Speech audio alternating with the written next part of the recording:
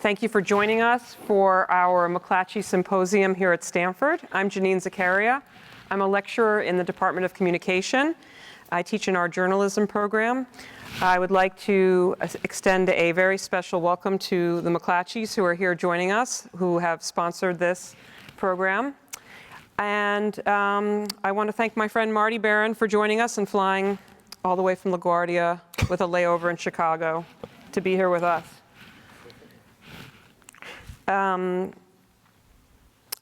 This is a very serious moment in our country. And so what I want to do is just frame it for us.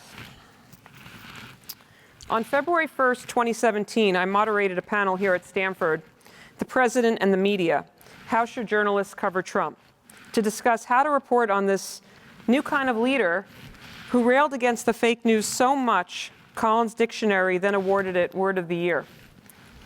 At the time, the press was kind of fumbling about how to cover a president who lied with abandon and just made things up.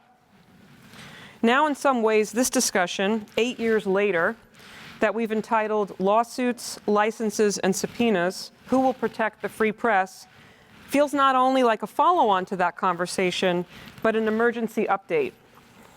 In his first campaign and presidential term, President Trump called reporters the lowest form of life. Sleaze, nasty, enemy of the American people, disgusting, and fake. All of this was accompanied by death threats to the bureaus that Marty's worked in and that I've worked in, and friends of mine who are reporters. Marty was offered bulletproof glass for his office at one point. Now, today, Trump's suing news outlets to, quote, straighten out the press. He's threatening to revoke broadcasting licenses from outlets that displease him. His FCC chairman is investigating our top public media outlets. Newsrooms are huddling with their lawyers to see how they can protect their journalists from prosecution. And I don't know a single DC journalist that hasn't downloaded an encryption communications app like Signal to try to avoid government surveillance, as if we are all suddenly living in Putin's Russia. Americans and people around the world are trying to parse a head-spinning flurry of actions the first 3 weeks he's been in office, both legal and illegal. But our task today is to focus on one realm. What threats to the press to take most seriously and what to do to protect reporters from harm. I want us to explore what the press has learned too since we convened that discussion 8 years ago. And most urgently, how do we restore respect for credible information when credible information is under constant assault by the president himself? How do we reach Trump voters who disregarded all the outstanding Pulitzer-winning accountability reporting done in the outlets like the Washington Post? They dismissed it because of how authentic he sounded, despite all the lies, some 30,000 lies documented by Glenn Kessler, the fact checker in this book. Instead, many of these people got their news from what Atlantic staff writer Helen Lewis called, in a January piece, quote, the new mainstream media. Joe Rogan, Elon Musk too. I can't think of anyone more qualified to help us with this mission than Marty Barron, who retired in 2021 after 8+ years as executive editor of the Washington Post, led news teams during his career that won 18 Pulitzers. Among those was the Boston Globe's investigation into the Catholic Church's concealment of clergy sex abuse, which of course was immortalized in Oscar Best Picture winner Spotlight. Liev Schreiber played Marty, as you'll recall. And his book, Collision of Power, Trump, Bezos, and the Washington Post, released in October 2023, is the most important thing you can read right now. One housekeeping item. I'm going to be in conversation with Marty for about 45 minutes, and you're going to have index cards passed out to you. Jot down your question, put your name on it, and then Mark Dezzutti, my colleague, will bring them up to me, and I'll start asking as many of them as I can. Marty, a veteran journalist friend of mine, wrote me in an email when he saw I was doing this. Marty's voice is badly needed right now, a foghorn in this expletive I can't say on stage storm. So thank you for being here. I want to assess how the media is faring during these first three news weeks. Very sleepy, nothing to report on at all. But I want to start with a most urgent matter. I have my real kids here, and then I have my student kids, as I call them, my beloved Stanford students. One alum, now working at a major news outlet, wrote to me in the fall just before the election, quote, Janine, I wasn't really concerned about my safety when I went to cover a Trump rally in October, his fourth to last of the campaign. And 95% of the time I wasn't, but during his speech, Trump pointed to the media section and called us the fake news media and joked about us getting shot, which yielded many jeers and middle fingers from the crowd. So I guess I want to start with Marty. How worried are you at this moment about the physical safety of reporters in the country? Okay. Well, thanks for having me.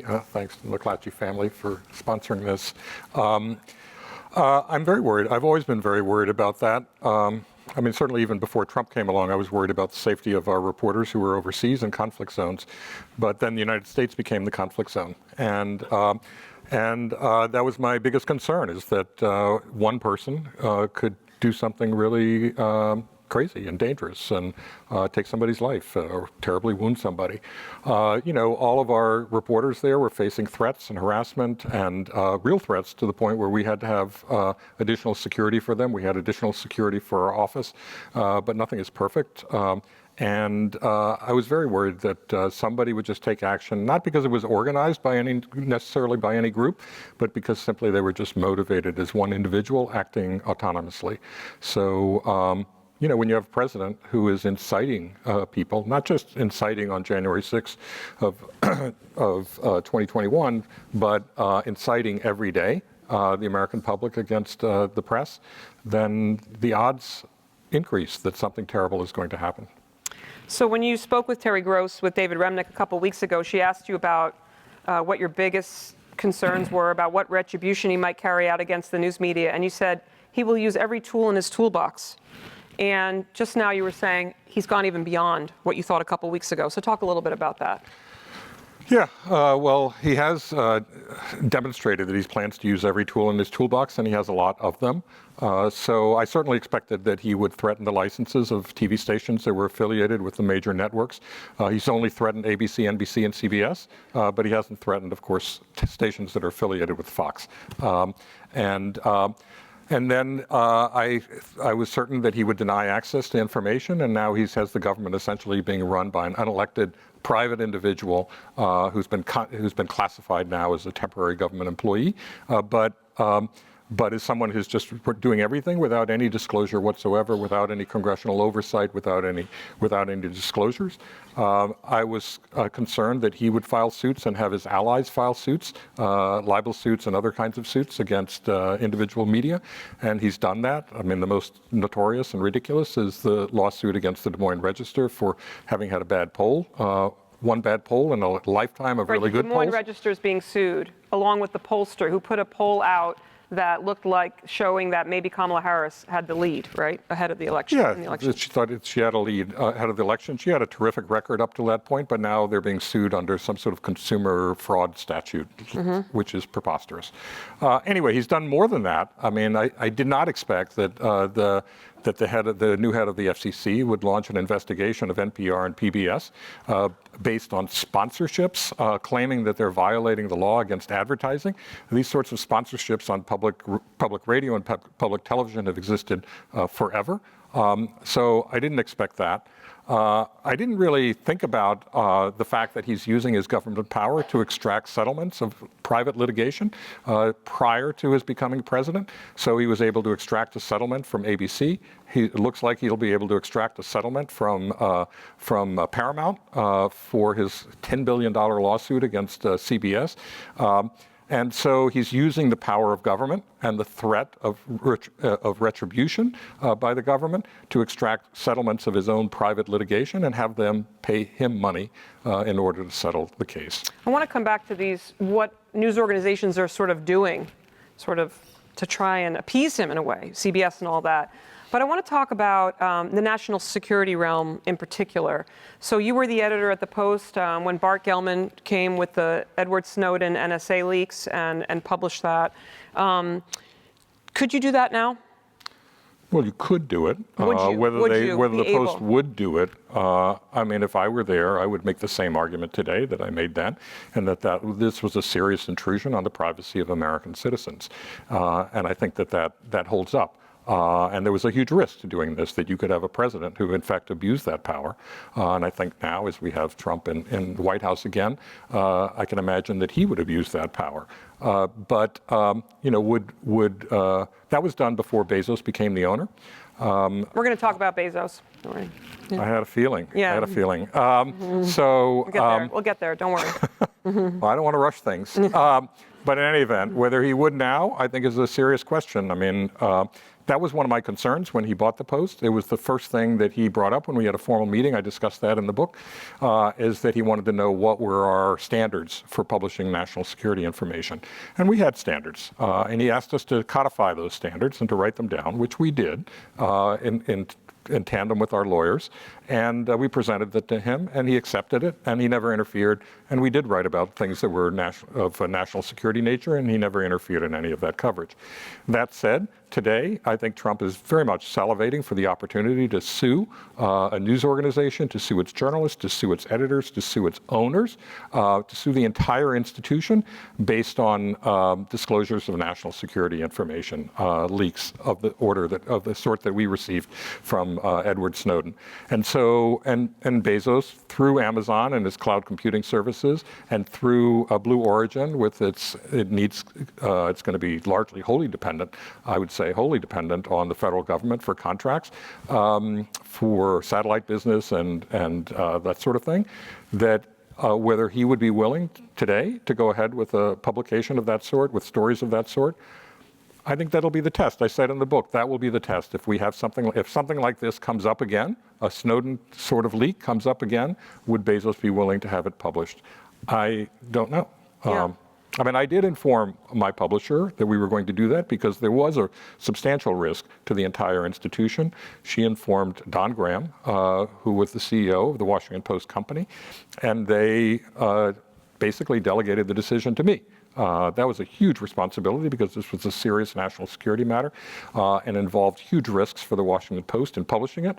And I think there would be a responsibility on the part of the editor to let people up the line know about something of that gravity.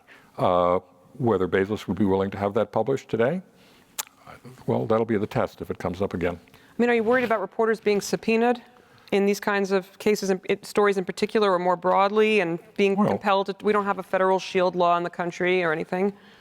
Well, not just subpoenaed. Subpoenaed is one thing, but outright prosecuted and with under espionage. Look, Trump said. Let's remember that during the campaign, Trump talked about how he wanted to see journalists put in jail for the publication of national security leaks, and then he would talk about how when they're in prison, as he put it, they will meet their bride.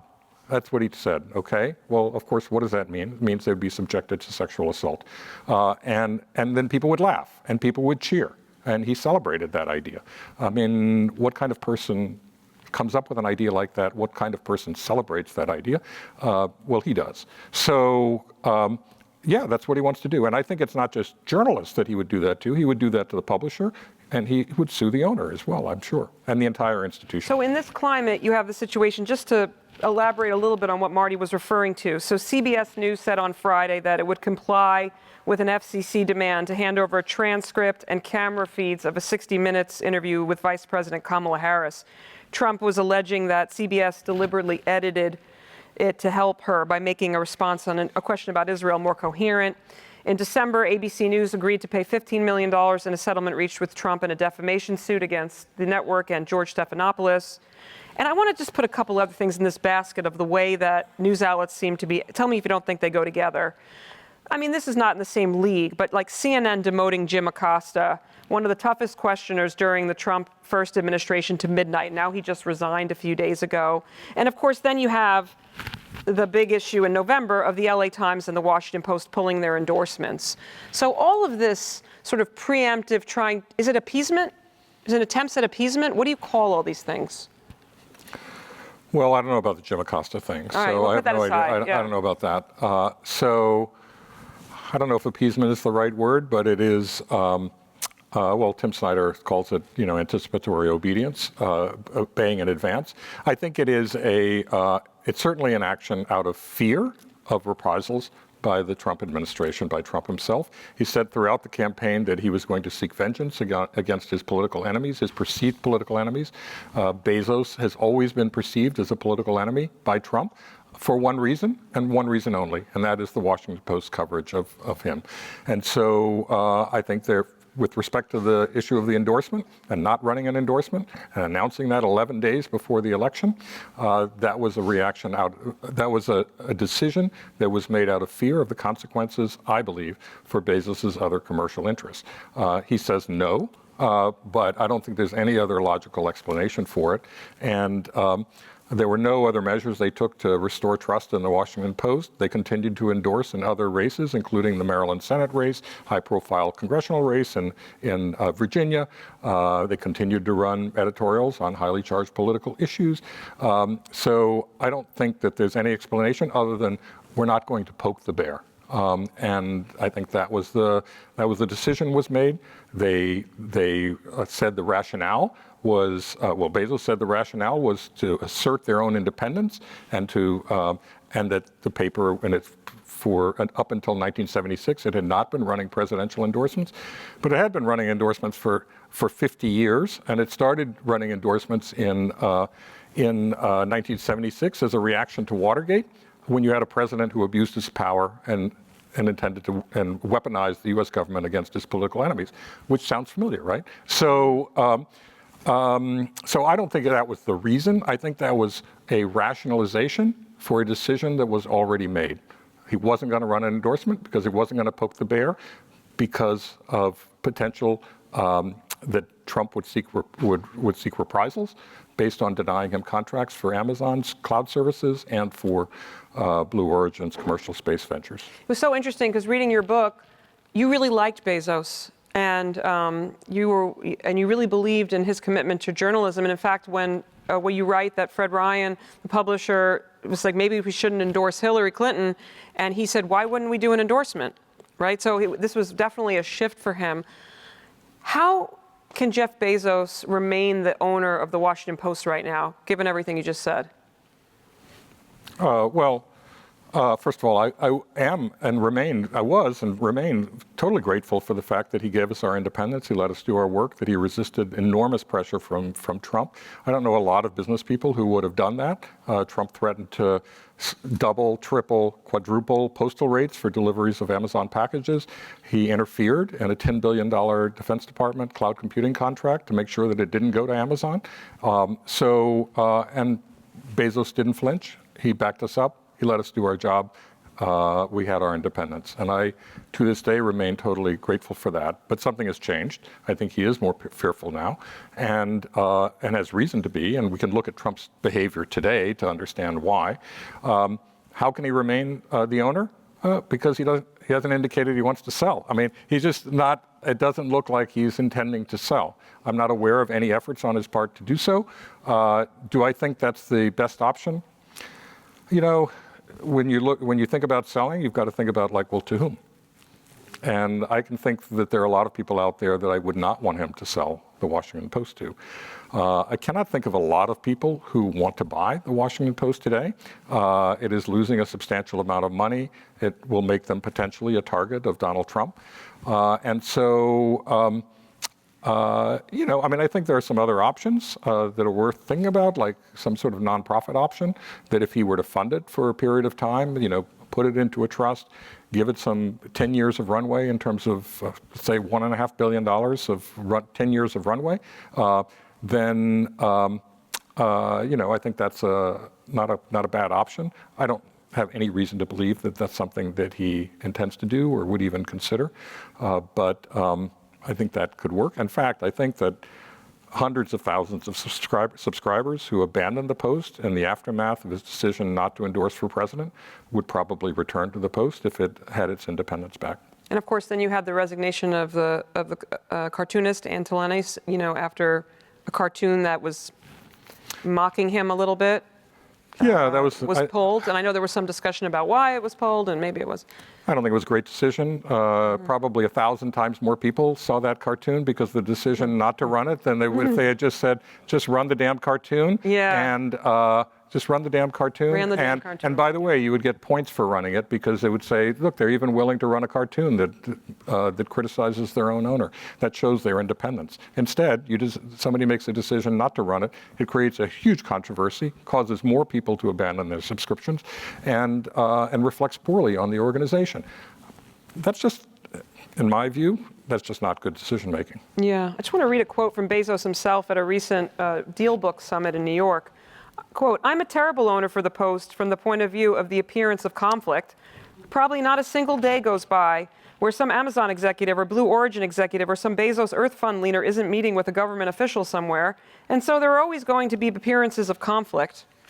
You fought drag down battles as the executive editor of the Washington Post about avoiding evidence of conflict in social media policies for reporters and everything. Like, this, you can't be happy about this." No. I mean, look, that Deal Book interview troubled me in a variety of ways. If you go back and look at interviews with Jeff Bezos in 2018, for example, or before, or even somewhat after, he talked about the importance of the Washington Post. He said that Trump's attacks on the Post, on the press, on himself were inappropriate for someone who was president or aspired to be president of the United States. That our country depends not just on laws, but on the norms of behavior, and we have to respect those. He talked about the independence of the Post, all of those sorts of things. He didn't say any of that in this interview. No, different. It's a totally different. It's a totally different interview. And, and also in that interview, he said that he thought that Trump had become more calm and more settled. And I was waiting for the interviewer, Andrew Ross Sorkin, to ask a follow-up question like, really? How so? Seems to me just the opposite. Just the opposite. Where is the follow-up question? But there was no follow-up question. And the answer is that no one could look at Trump and say he was calmer and more settled, with any sort of objective evaluation of the evidence. And it's obvious from the last couple of weeks that he is not calmer and he's not more settled. And I don't believe that Jeff Bezos believed that he was calmer and more settled when he said that, but he said it anyway. And I think is a way of repairing relations with Donald Trump. And so, that troubled me a lot. And by the way, when he talked about, in not running an editorial endorsement, he said that the Post all of us need to work harder to establish our credibility and the independence. And, Bezos appearing on the dais during the inauguration ceremony, sitting right behind Trump, is not what I would call working harder to establish your credibility and your independence. Did you all see that image? They were all there, behind, in front of the cabinet members, right? Yeah. Right. He put the tech guys, bros, right up front, in front of his own cabinet to display them.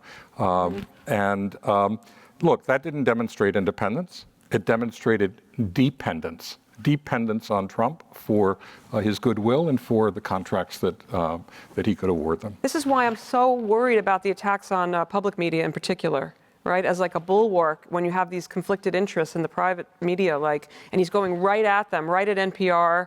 I mean, there's this quote where, Elon, do I have to find it in my notes here about, Mike Lee, a Republican member of Congress, tweeted January 12th, "Should Congress continue to fund NPR? Elon Musk retweet. Taxpayer money should not be used to fund propaganda." No period, customary, no punctuation. But do you think, this is a serious threat now. It's a serious threat, right, to our public media institutions as well. I think it is. Look, I think that Elon Musk has demonstrated fundamentally, just in the last 2 weeks, that fundamentally he doesn't believe in government, okay? He doesn't think, except maybe to exist to prosecute your political enemies. That he's a firm believer in that, no question about it. But the vast majority of the functions of government, he simply doesn't believe in, and he would hit the delete button and just eliminate them all overnight. So going after public media is just part of that. They've always had, many people in the Republican Party have always had grievances against NPR in particular, not so much PBS, but because it has all sorts of other types of programming, particularly entertainment programming for kids. And so there is support for that. So, But look, I mean, if they eliminate that kind of funding in many communities around this country, there won't be any media, because the public the radio stations that are affiliated with NPR in those communities are the primary source of any news whatsoever and any coverage for Republican political candidates. Okay, I think we've outlined the problems. I want to talk about defense and going on offense, because, in fact, I want to start with offense. During the entire first Trump campaign and Trump term, I didn't feel like there was anyone really efficiently making the case, defending Ashley Parker, credible, fact-based journalists. And at one point in 2017, I went to the Post to meet with Fred Hyatt, who passed away subsequently in 21, I believe. Yeah. And I said, Fred, well, you got to do something. We got to do something. The media has to do something. He said, Janine, we're at work, we're not at war, which is the name of a chapter in your book. That's a good quote. Yeah, I know. It's your quote, right? We're at work, we're not at war. It's not our job. Let's not criticize it. So has your thinking evolved on this? And what role besides doing the work? I know you always say, let's do the work, just do good journalism. What else can the media do and other people who care about our democracy do to defend the press? Well, I think people have been defending it. That said, the hard part is reaching people who don't necessarily read you, okay? They don't believe you, they don't believe in you, and they don't read you. And you can do your work perfectly. We're not perfect by any means. We make all sorts of mistakes of fact, mistakes of judgment, all that sort of stuff, because we're like any people in any other profession, and people make mistakes. But a lot of people just don't read us. Most people, something like a third of the American public, they don't even get their news from a media outlet. Forget about far-right media outlet. They don't get their news from any media outlet. They get their so-called news from friends and family through the transom, just by talking to people. And so we could do our work perfectly, and it wouldn't necessarily make any difference. That said, I think there are things that we can do, should do, I think, to do better. Okay. And insulate ourselves a bit from the criticism. I think that we're far too often giving ammunition to the people who see us as their enemy, and to people like Trump. So I think, first of all, I think that we should be very transparent about how we go about our work. If there's a court document that we're relying on, we should provide the entire court document so that people can read it and see that we're not taking it out of context. We can annotate it, show what we're referring to, but let people read the whole thing. Same thing with an audio, same thing with a video, same thing if there's the data set. Be sure to take people to the data set, show them that we did this work, and the message is you have the right, and we're giving you the opportunity to check our work. Please check our work. I think that's a good message to send to people, and I don't think we do that often enough. Frankly, I think if CBS in its interview with Kamala Harris, they should have printed they should have, like the very day, they should have put the entire transcript.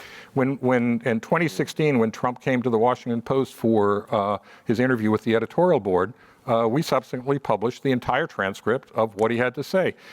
It was so ridiculous, by the way, that it was made into a comedy sketch. But it was because Trump was constantly talking about the size of his hands and all that. In any event, I mean, we published the entire transcript. I think that CBS should have just published the entire transcript. I think even now, instead of just turning over the transcript to the FCC, they should have said, we're not going to turn it over to you. We're just going to publish it. Here it is. Read the whole thing. And yes, any time that somebody does a promo, maybe they shouldn't have done it this way, but because it just created a problem. But anytime somebody does a promo, they pull this thing for this promo and something else for a different promo. Okay, big deal. But publish the entire transcript and don't turn it over. Say, you want to find it, FCC? Here it is. We just published the whole damn thing. And so you want to now subpoena the transcript? Fine. Here, we'll turn it over. But it's already been published and you can use that. So I think we should do that. I think we need to do a better job of covering the entirety of our country. Look, there are people, let's set aside politics for a minute. People in our country everywhere who are struggling, who feel that their aspirations are not being met, their aspirations for themselves and for their kids are not being met. They have expectations that aren't being met, and they feel that their lives are not fully understood, properly understood, and their struggles are not understood by the mainstream media. And I think that there's a legitimacy to that complaint. I don't think that we have done as good a job of that as we should. And then finally, I think, and I talk about this in the book, I think that our own behavior sometimes undermines the high quality work we do. So when people go on to social media and start engaging in behavior that I think undermines our work, suggests that we're just ideologues, that we're just out to press our own agendas, that we are passing along information that impulsively and without considering it and without even verifying it, we're just retweeting somebody else and then commenting on it. I don't think that helps us at all. I mean, you try to do the work within our institution with a lot of rigor, make sure the facts are verified, make sure they're presented in a fair way. Take a look at the headlines, take a look at the photos, take a look at what your lead of the story is, take a look at the story placement, all these things that we look at. And then one person on the staff goes off on social media, and that becomes the image of the institution, not all the hard work that you did. I think that's highly destructive to our image with the general public. Yeah, I mean, there's like what is this called? Not a correlation, but when so basically the decline in local news and the rise of Trump, and it's not, it's not. Intersection. It's an intersection, right? Looks like one. Yeah, I'm trying, well, my argument I've been making is that people across the country don't know real journalists. They think everybody's like a TV talking head right? And so if we have more people, if we build up, can this be part of the solution? By building up local news across the country, which there are a lot of efforts to fund it, but it feels minuscule to me compared to the amount of the task, Would that help? Well, I think the biggest crisis in American journalism is at the local level. It's true that people don't even see a journalist, and in many local communities, the staffs have been so diminished, or the news organization doesn't exist at all, and you have what's called a news desert. But also, they never see the reporter because the reporter doesn't have time to actually leave the office. And they don't know anybody. It's not like there's a human being involved in that. There are significant efforts, as you know, to buttress local journalism. There is now this initiative called Press Forward, where they've raised $500 million to try to support it over the next 5 years, and with the hope of raising yet another $500 million for the next 5 years. But that's $100 million a year. It's an effort. It's a serious effort. I think it can do a lot of good. I think it already is. That said, we're up against huge challenges and this is not $100 million a year is simply not going to address the fundamental problem with the economic model for journalism today.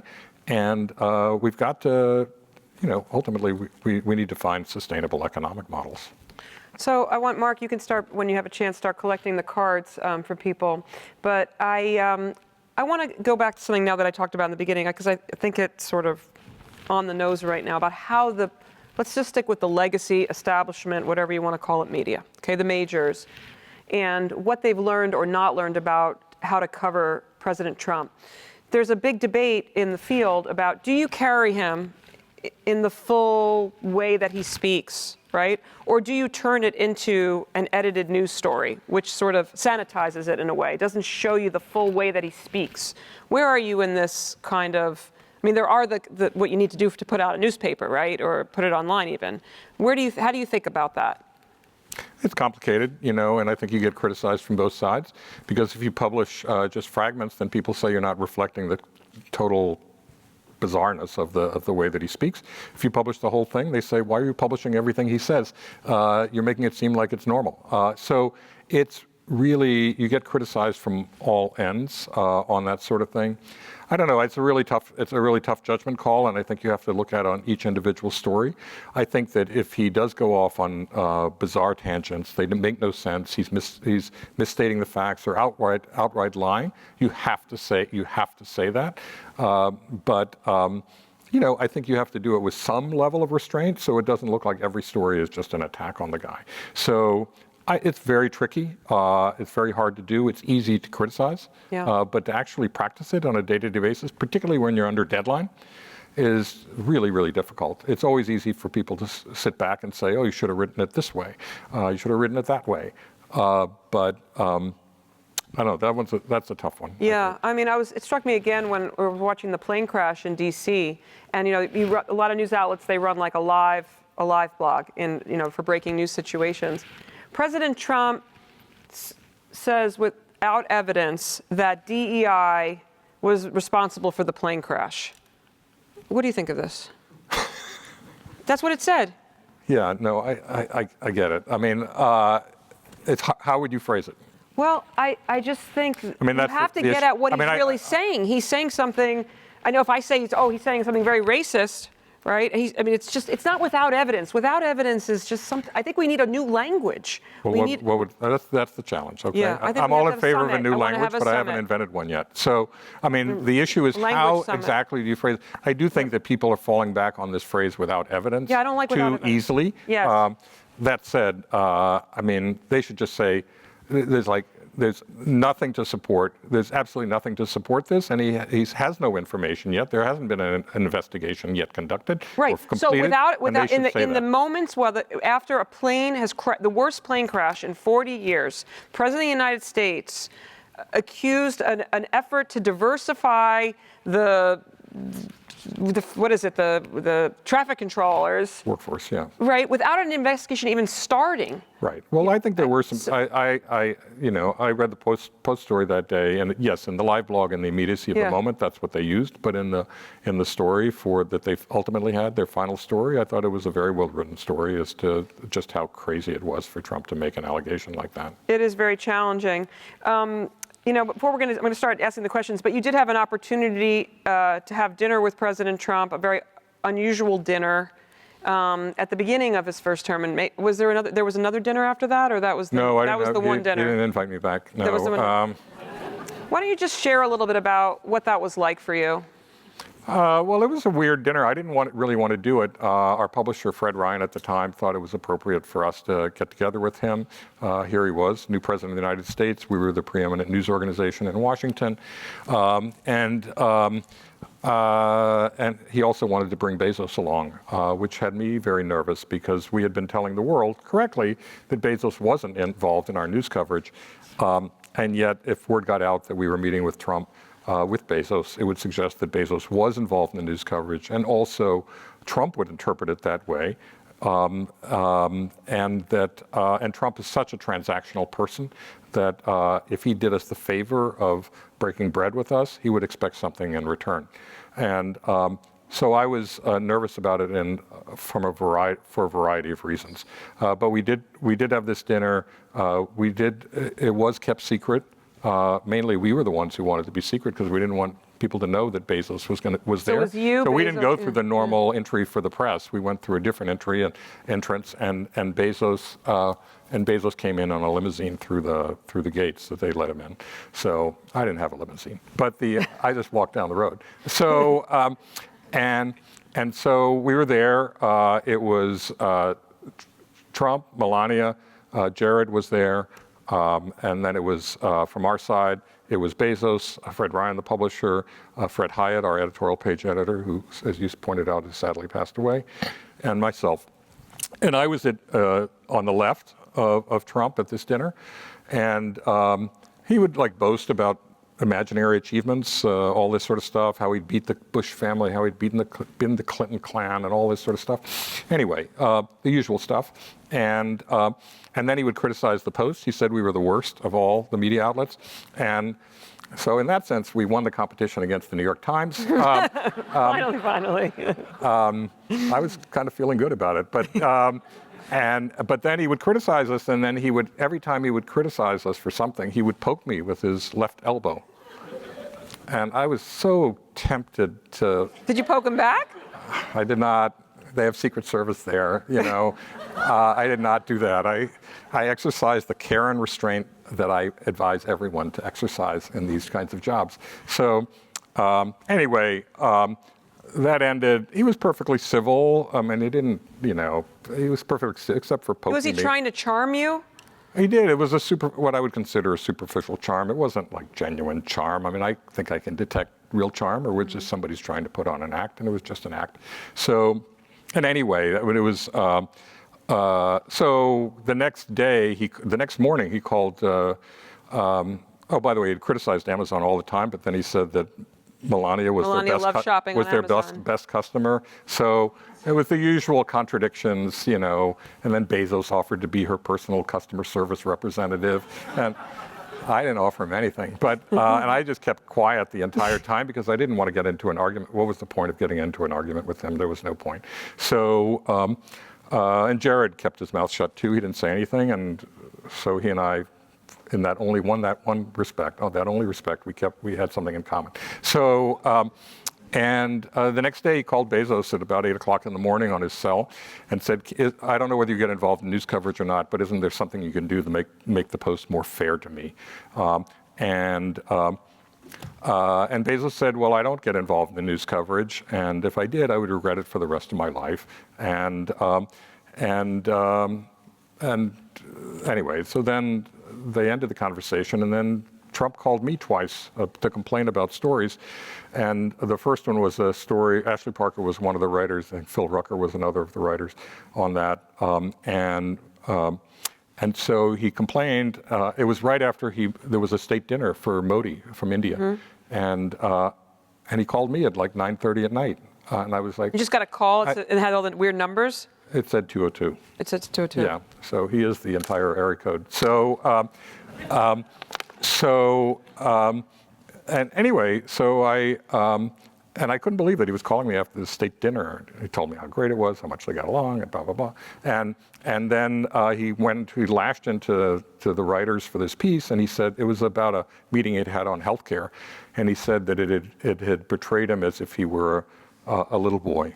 And then he said words that I never expected the President of the United States to ever say. And he said, I am not a little boy. And I was thinking to myself, well, that sounds like a little boy. So it's like, that's what a little boy would say. So it's like, who would respond that way? And the President of the United States, most powerful person in the world telling me I'm not a little boy. Anyway, it was bizarre for me. And then he called back. He called on another story, same writers, and he was upset about it. And he said, well, this is you, and this is Amazon, and this is Bezos, and I finally, I'd heard that throughout the campaign, and since he'd been president, I was so sick of it. And I said, well, that's not true, and you know it's not true. And I don't think he's used to being talked to that way. And so he just broke out into profanities. And he said that we were nothing but a hate machine and a big fat lie, and it was all Bezos and what have you. And then he was talking for a long time, and I barely said a word, because that's usually how it goes. That's how it went at the dinner. He did all the talking, and pretty much all of it. And then I'm like, looking at the time, and I was thinking, it's been like almost a half hour. And I'm thinking to myself, I don't know about the President of the United States, but I got work to do. It's like, really? You're like, sorry, Mr. President, I gotta wrap this up. Well, I didn't want to say that. I wanted to say, I don't know about you, but I'm busy. But you have the world to be concerned about. I just have the Post, but I'm busy. So I just said, it's the way you usually cut it off, and that is... You cut him off? Well, I said, I appreciate your calling. I thank you for your calling and sharing your perspective. And that's usually what I would say is thanks for sharing your perspective. And that was it. And he never called me again. So, you talked to him like he was a disgruntled subscriber. I've used that line with disgruntled subscribers. That's true. So I want to get to these great questions. Well, he was a disgruntled subscriber. He was. Until he told the White House to cancel all his Washington Post subscriptions. So. Before we get to these questions, I want to just one more thing on defense. Can there be some, you mentioned one time, I think at least, that the Times and the Post got together with the lawyers to talk about how are we going to deal with all this, if I'm remembering correctly. Is there a way for the majors at least to sort of get together, get organized, make a front legally for what's happening right now and to defend each other, kind of like a NATO alliance? Or at least share best practices for dealing with all this so everybody's not alone. Yeah, they do talk to each other. All the lawyers do talk to each other all the time. It's not that big a network. So for the majors, all the lawyers know each other. There's also an organization called Reporters Committee for Freedom of the Press. So I just joined their board. Because I think it's an important time to do that. And they have other means that they confer with each other. So they do talk and then file amicus briefs on behalf of each other many times. So I do know that there are news organizations that have set aside a reserve to deal with what they expect to be a flood of litigation. So that's money that does not go into news coverage, but set aside simply for defense purposes. And I think it's going to get a lot worse. I mean, we're only 2 weeks into this administration. It's hard to believe, but it seems like 2 years. But I think it's going to get a lot worse. And but other than that, I don't know what else. I don't know what else they can do. I think they do compare strategies. They do talk to each other. They do file amicus briefs on behalf of each other, and they have to continue. They have to continue doing that. All right, so we have a lot of students in the audience, which I'm delighted to see. So I want to start with a question from George, who's the news editor of the Stanford Daily. What words of advice do you have for student journalists covering the effects of the Trump administration's actions on higher education and campuses? It's a good story. Yeah, it's a good story, and it's going to be big. And you know, as I was here, I noticed there was an all-gender restroom, and I was thinking to myself, I wonder how long that's going to last under Trump. So, you know, because he's going to try to withhold funds if you don't change all that. So I don't doubt it. It's just a matter of time.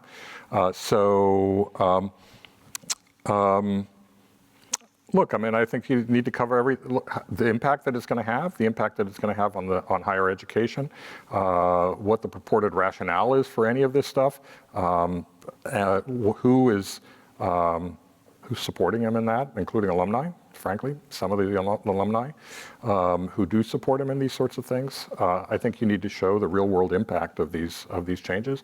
I think there's a feeling that schools like Stanford are, you know, that is the elite of higher education. And there is an effort on the part of this administration, on the part of Republicans generally, to go after the most elite institutions, and a feeling that they are privileged, that they are out of touch, that they are you know, that they've produced graduates who are driving sort of the liberal agenda. I was talking once to a professor at Yale Law School, and I said, how is it that they always say that you're advancing the liberal agenda when all the most conservative judges on the Supreme Court come from Yale? It's preposterous, right? Same with Stanford, so and Harvard and all of these places. So.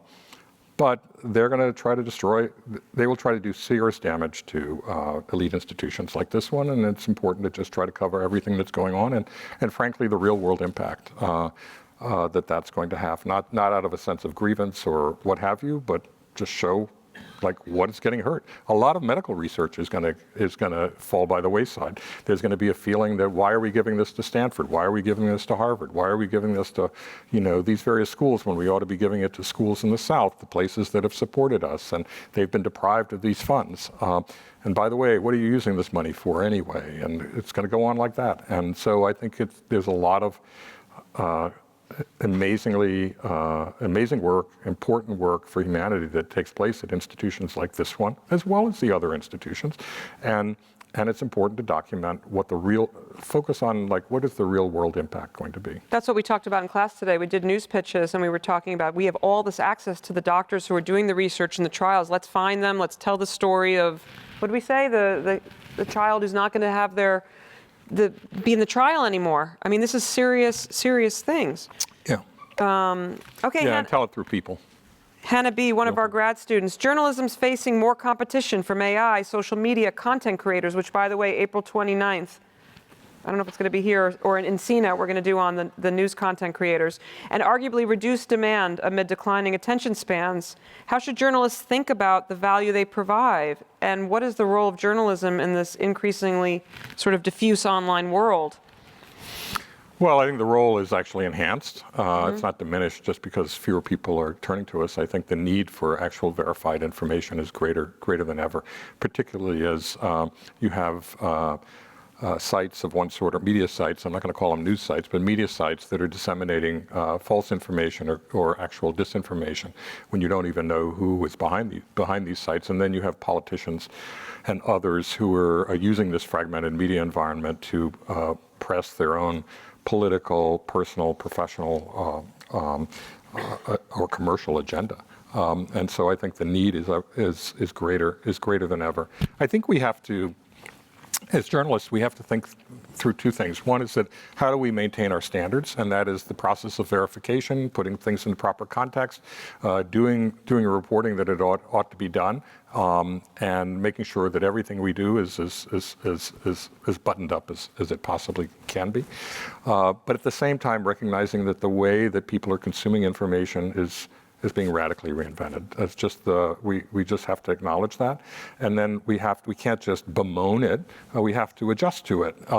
We have to say, okay. I mean, here's the thing: is that all of us, well, at least in traditional media, we're in communications companies, but it's turning out that we're not very good communicators. Okay, so people who are content producers, influencers, what have you, they're proving to be better communicators than we are. They're connecting with people in a much more effective way, and so we need to learn from them. We need to learn from them, and we need to recognize that they are communicating greater authenticity. All right, by communicating greater authenticity, they're also, rightly or wrongly, they're communicating greater authority. Okay, that the authority comes with their authenticity. It may be deserved, it may not be deserved. Some people it is deserved, a lot of people it's not deserved. So we may have the authority because we have reporters who've covered these subjects forever, they've done their reporting, they've done all the work, they've spent an enormous amount of time doing it, we verified it, you name it. But we're not getting the benefit of that authority because we're not communicating authenticity. And so we need to rethink how we communicate information. And that's going to offend a lot of people in traditional news organizations who didn't grow up with it that way. But look, I mean, let's remember that the way that we as institutions responded to the digital era was not great. It's one of the reasons for our problems today is that we were stubborn, clumsy, and stupid in many ways in terms of how we dealt with that. And let's not repeat that. Let's recognize that that the world is changing, that the media environment is probably changing every half dozen years, or or even faster than that. It wasn't that long ago. I mean, only a few years ago, nobody in our business was talking about Gen AI, right? Now that's all anybody can talk about. Every place I go, it's Gen AI, Gen AI, Gen AI. You want to talk about Gen AI? Not really, no. This is the only place I haven't been asked about it, so I had to bring it up. But there's a reason for that. So what did I do that for? Yeah. But in any event, I mean, the point is that this is changing not just our field, but every field right now, and we just need to sort of face up to the facts and adapt to it while still recognizing that there are core values for our profession that we need to maintain. And fundamental to that, at the core of that, is that we are, I would say, is that we need to make sure that our facts are verified, that we got everything right, and that they're put in proper context. And B, that we remember that part of our job, the core of our job, the reason we have a free and independent press in this country is to hold power to account, okay? That's why we have it. That's why the founders created the First Amendment. And when James Madison talked about that, he was the principal author. When he talked about it, he talked about freely examining public characters and measures. And I'll emphasize the word free, but the public characters are the politicians, people with power of every sort. The measures are the policies that affect people in their daily lives. But a big word to focus on is examining. And that means that we got to go behind the curtain. We got to go beneath the surface. We are not stenographers. We're not activists either, but we're not stenographers. And that's our job. And that's why we have a press. That's why it was created in this country. That's why it's needed. And so we need to recognize, let's get our facts right. And let's continue to hold power to account, but let's recognize that we need to communicate with the public in a much more effective way. Yeah, I mean, that's why we're doing this. It's literally called the News Influencers. What can legacy media learn from online content creators? Because they have millions of more subscribers than the Washington Post do right now. Some of these individual people. But what happens when everybody has a different set of standards? There's no editor for some of these people. There's no Marty Barron editing. No editor, there's no reporter either. Right, so it's more of a, right. And so it's a whole media ecosystem. So Emmett, one of my students in 104, a lot of my friends who still get almost all of their news from Twitter, how should I talk to them? I just stopped talking to them. No. No, but this idea that you mentioned it earlier. I just had dinner with my niece, and she's like 30 or something like that, and she said she gets her news from YouTube, and that all her friends get her news from YouTube, and she said it to me without, shame. My gosh, here she is. She didn't seem to be like ashamed to say that to me. She just said it as a matter of statement of fact, and I recognize that. So look, I think that one of the things that is encouraging to me, and there are a lot of things that are problematic, but one of the things today is that when you have a big natural disaster, so when you have the fires in Los Angeles, look what happened to the LA Times subscriptions. They soared, right? Well, and they did outstanding work. And they did outstanding work. And so people recognize that when you have something like that, well, they're not turning to the content creators to find out what's going on. They're not turning, to the podcaster to tell them what's going on. They're going on to the sites where they can actually trust the information. And that suggests a reservoir of confidence in our work that I think we need to think about. And how do we take advantage of that? Same thing with the crash between the helicopter and you turn on CNN or you turn on the Washington Post or whatever it is, and you turn there for information. So Joe Rogan's not out there reporting, I can tell you that. And influencers aren't out there reporting to find out what's going on. They're not digging up documents about, concerns about safety at Reagan National Airport. The traditional press is doing that. And so but we need to explain that. We need to explain that to people, we're not marketing ourselves. I don't think we market ourselves very well at all. And I think that we need to really reflect on that. All right, coming back to the scary stuff. How do you balance delivering? I thought we were there, but okay. No, I got a little excited because you were talking about. Tell me when we got away from that. I thought the LA Times just crushed it. How do you balance delivering unbiased news with the risk of prosecution? Can there be unbiased reporting going forward if the risk is so great? Yeah, I think so. Look, we still have laws in this country. Hope we can maintain them. And the question is whether you've really violated the laws. It's true that you're likely to be prosecuted more regularly or you're likely to be sued more routinely. But ultimately, somebody's got to prove that you did something wrong. And so, look, that's first of all, it's our obligation to just report things as they are and not to bend to the political winds. At that point, you lose all credibility with the public, by the way. If you're just yielding to the pressures, then you don't deserve any credibility. You don't deserve any confidence if that's what you're doing. So we need to recognize that our biggest strength is that we find out what the information is, we tell people what it is, we try to put it in proper context. And so we can't get away from that. And we just keep doing our job. Just keep doing our job. When I had that conversation with Fred Hyatt on the editorial page board, it was the big debate at that time, correct me if I'm wrong, was do we editorialize about what he says or what he does or what's actually happening, right? Because he's saying all these things. So there's a question here that's sort of related. Why is it so difficult for the press to ignore the decoy distractions Trump sends out with his offensive rhetoric and instead focus on and distill how each action affects the average citizen, detecting the signal from the noise? From Lauren. Well, I just have to say that I have a aversion to generalizing about all the press. Okay. Yeah, that's true. Nobody says all lawyers do this, all doctors do this, all plumbers do this, all electricians do this, but people seem to have a problem with saying the media does this, when in fact we've come to our own judgments about a lot of things and we don't all do the same thing. The Washington Post is not the same as Fox News, okay? The New York Times is not the same as Breitbart. We're not the same as, that is the media, and we are all different and we all come to our decisions. I think some are distracted by all the noise, but I think that the press has focused very much on, just in the last 2 weeks, an enormous amount on what actually is happening and how that's going to affect real people. And you take a look at the sort of the destruction of USAID right now in a matter of days, and people are looking at, well, what does USAID actually do? What are the, how it provides medical assistance all around the world? What are the diseases that are being treated? Who are the recipients of these funds? And so there's a lot of that work going on. So I don't accept the idea that everybody's been distracted by whatever he happens to say. And by the way, I mean, I do think it's important to point out, this came up early in his first term. It's like, well, why are you distracted by all his tweets? Well, the problem is his tweets were a window on what he actually planned to do.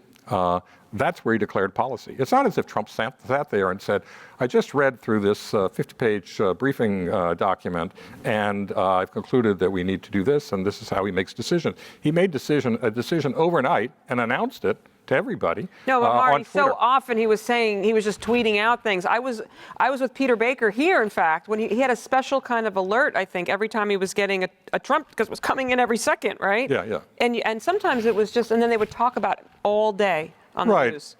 Whatever that was. The news. You mean on the talk they radio on cable. TV. Talk radio on TV, I call it. All right, but that's what they do, Yeah. and that's the problem, is people Yes. are judging the media by what they see on Fair cable enough. television. And the media is not cable television. Yes. Look at the ratings for CNN today. Look at the ratings for even MSNBC today. Look at the ratings for all of these, with the exception of Fox News, okay?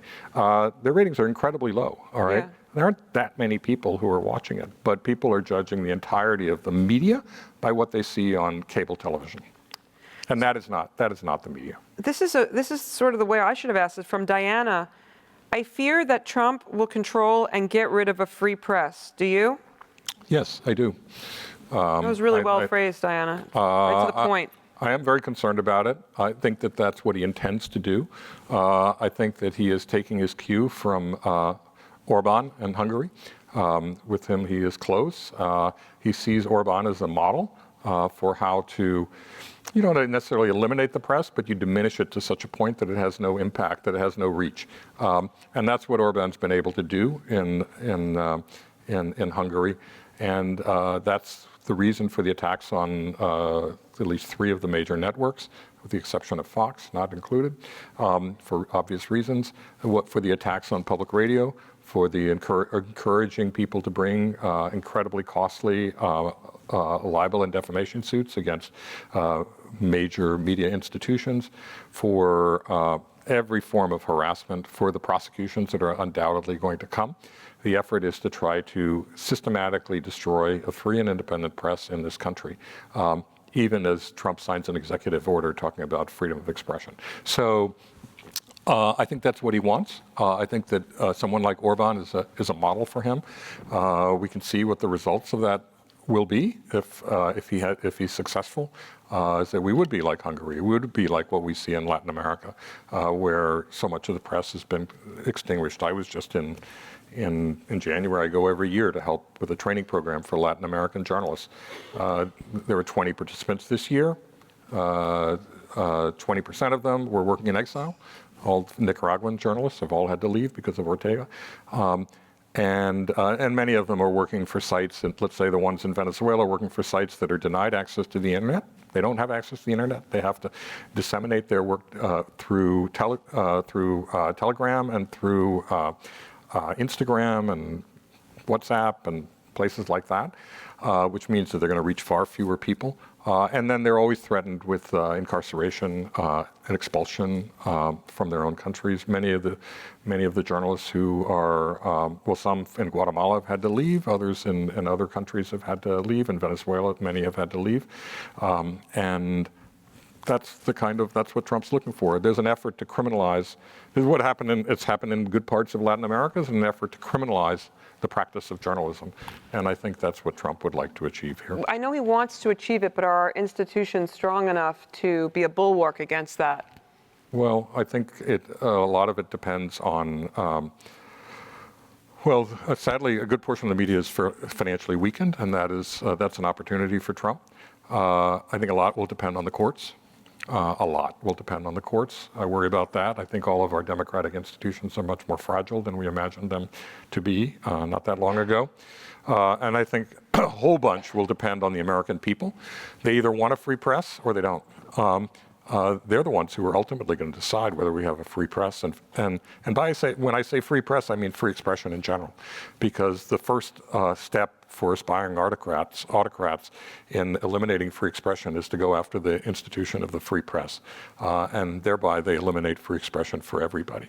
So it's not like we have some special right. We don't have any special rights. So we have the same we're in the same First Amendment that allows free expression for everybody.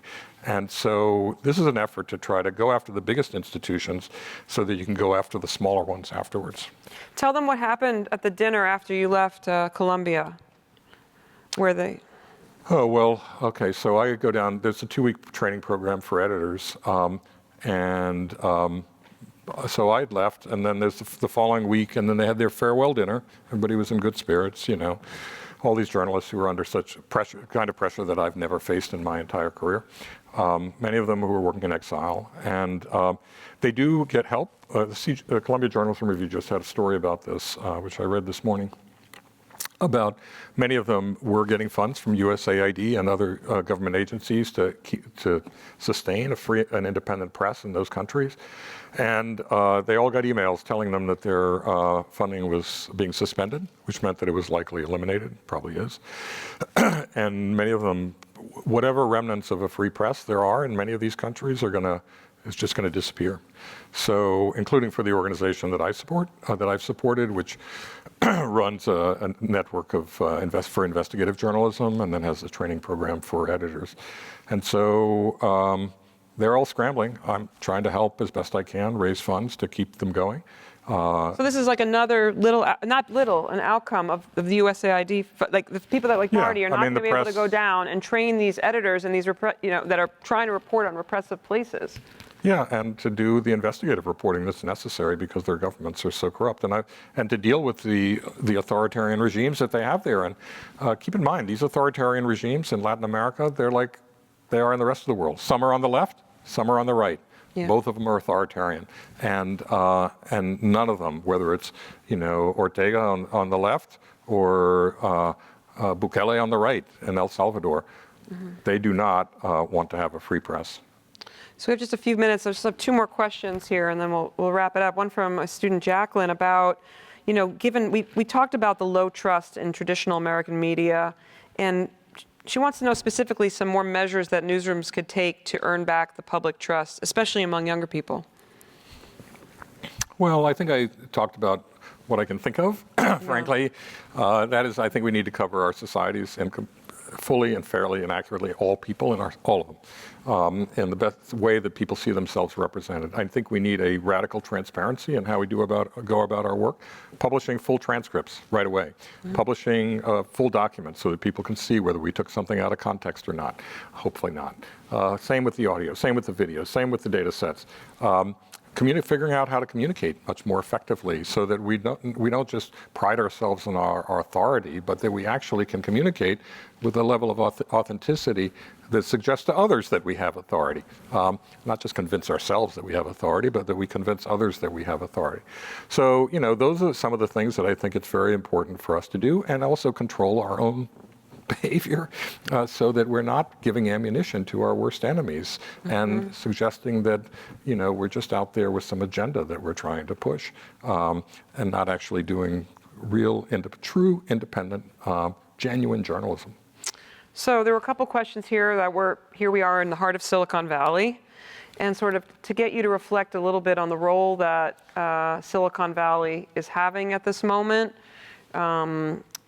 I'm kind of curious if you've met Zuckerberg, if he was here right now and you had a chance to talk to him about his recent decision, fact-checking. Say he was here and Elon and they were all here, and Sundar, like the dais at the, and you had a chance to talk to them. What would you say to them about their role in our democracy right now? They're not doing a good job. I think that. Look, I think Zuckerberg has demonstrated that he doesn't really have a moral compass at all. He apologizes to the Democrats when he needs to apologize to the Democrats. He then apologizes to Trump when he needs to apologize to Trump. He talks about the need for fact-checking in 1 minute, and then along comes Trump, and he says we're getting rid of fact-checking. He says that his audience, the audience on Facebook, they don't really want to have news and they don't want to have politics. So he strips that out of the news feed, and then along comes Trump and he says, no, they really do want news and they really do want politics, and it's right back in. I think that kind of, it would be nice to have people who had like some sort of ethical core, that they understood what their role was in society, particularly for institutions that are as powerful as they are. As far as Musk is concerned, look, I mean, that's hopeless case, I'm sorry to say. I mean, he is the biggest spreader of fake news in the entire world. There's not a single, he doesn't have any competition on that front. He uses his platform every day to spread conspiracy theories, falsehoods, absolute lies. And he shoves it down the throat of everybody who uses Twitter or X or whatever you want to call it. And look, I mean, I'm not a follower of his, but I'm forced to follow him because if I go on Twitter and I look and I go to the top of the feed, there he is, pinned. I'm stuck with him, and I didn't even ask for it. I was hoping not to get it, and so, but there he is. With whatever it is he wants to say, reaching, I don't even know what his audience is right now. It's something like, what, I don't know, 150 million, 180 million, I don't even know. So whatever it is, it's a huge number of people. And he's just using it he's abusing that power. I mean, there's just no question that's an abuse of power, but he doesn't care. In fact, he loves that. That's what he relishes about that, being the owner of Twitter. So I don't like that, and I wish that others like Google would not change the name of the Gulf of Mexico to Gulf of America, and would say, I'm sorry, we're not changing it. It's called the Gulf of Mexico, and it's been called that since whatever, how far it goes back, you know, hundreds of years, and the only person who's calling it Gulf of America is Trump, and he doesn't have the right to change the geography of the world. So, and the names of every place in the world, and they should just say, I'm sorry, we're not doing that. You want to sue us over it? Sue us over it, whatever. But I wish they would stand up to that sort of stuff. And, but instead, they're going to change it. The maps you're going to get are going to say Gulf of America. Mm-hmm. And that's crazy. Well, Marty, my friend who wrote to me was right. You are the voice we need to hear right now at this moment. And so I want to thank you for joining us. And I just want to end by reading a quote from the end of your book about how the Post can continue, and other news outlets, I would say by extension, to keep a watchful eye on those who run the government. The Post can continue that work because of the freedoms granted the press under the Constitution. This democracy of ours rightly demands much from the press as well. We are called upon to dig for the truth fearlessly and share what we learn clearly, completely, honestly, and directly. What happens after that depends on what the American people do with the facts available to them. The fate of the country and its democracy rests overwhelmingly in their hands. Thank you for joining us tonight. Please join me in thanking Marty Baron. Thank you. Thank you. Thank you.